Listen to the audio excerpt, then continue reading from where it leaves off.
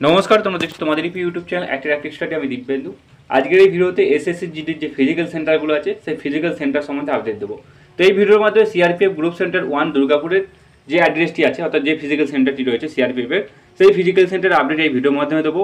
Running কোথায় হবে, এছাড়াও এখানে কত মিটারের ট্র্যাক আছে, থাকা খাওয়ার কী সুবিধা আছে, সিলেকশন প্রসেসটা কী আছে, বিস্তারিত যে আপডেটগুলো আছে সেগুলো কিন্তু এই ভিডিওর মাধ্যমে তোমরা স্টেপ বাই স্টেপে পেয়ে যাবে।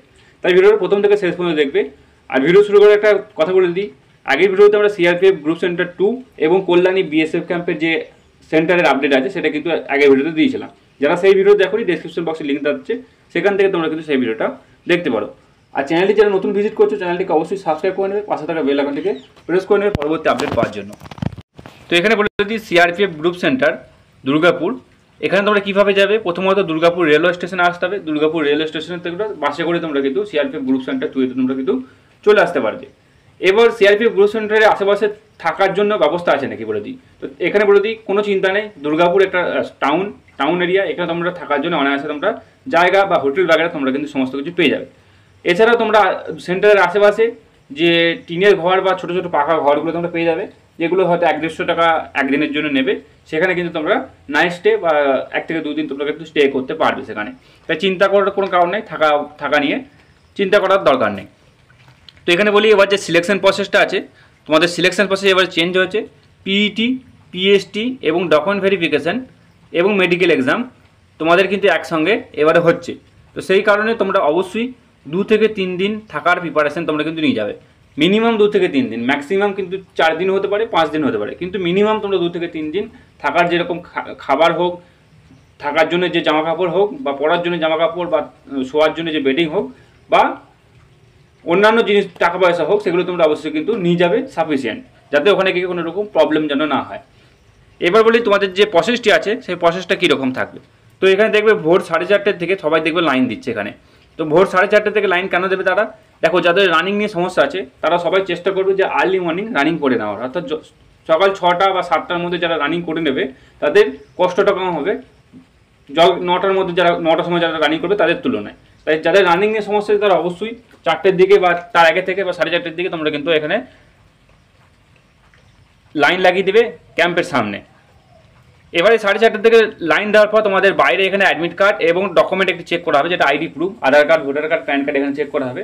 দেন তোমাদের ওখানে চেস্ট নাম্বার দেওয়া হবে। চেস্ট নাম্বার দেওয়ার পরে গেটের মধ্যে এন্ট্রি করানো হবে। এন্ট্রি করানোর পর ওখানে বায়োমেট্রিক হবে, অর্থাৎ তোমাদের হাতের ছাপ না হবে।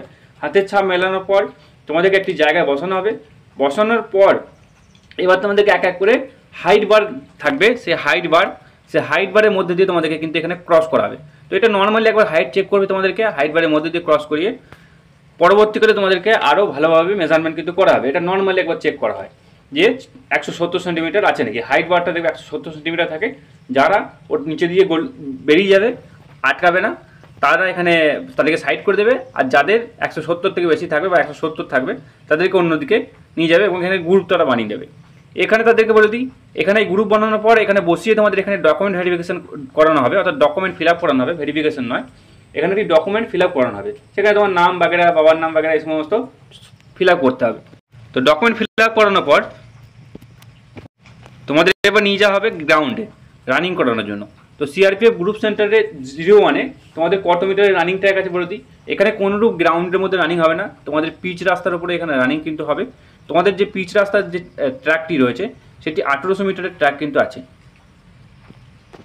এই 1800 মিটারের ট্র্যাকটা তোমাদেরকে বলে দিই, একবার তোমাদেরকে যেতে হবে এবং ওখানে টোকেন দেওয়ার জন্য দাঁড়িয়ে থাকবে।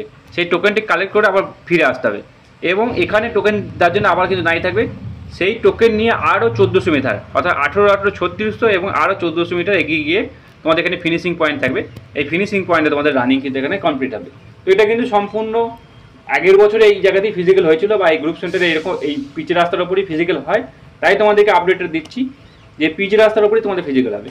তাই যারা শু পরে এখনো পর্যন্ত প্র্যাকটিস করনি, খালি পায়ে প্র্যাকটিস করছো, তাদের জন্য একটু কিন্তু সমস্যা এখানে হতে পারে, কারণ পিচের রাস্তার উপরে নুড়ি, কাঁকড়, পাথর বগেরা পড়ে থাকবে। খালি পায়ে রানিং করলে একটু ইনজুর হওয়ার সম্ভাবনা থাকবে, বা পা ফুটো হয়ে যাওয়ার বা পা ফেটে যাওয়ার সম্ভাবনা থাকবে। তাই শু পরে রানিং করা তোমরা এখানে চেষ্টা করবে। এছাড়াও তোমাদেরকে বলবো, তোমরা যে ডকুমেন্ট, সেই ডকুমেন্ট অবশ্যই ক্যারি করবে, কারণ তোমাদের রানিং হয়ে যাওয়ার পর এখানে তোমাদের হাইট, ওয়েট, চেস্ট মেজারমেন্ট হবে। চেস্ট মেজারমেন্ট হওয়ার পর তোমাদের সেই দিনই কিন্তু ডকুমেন্ট ভেরিফিকেশন হবে।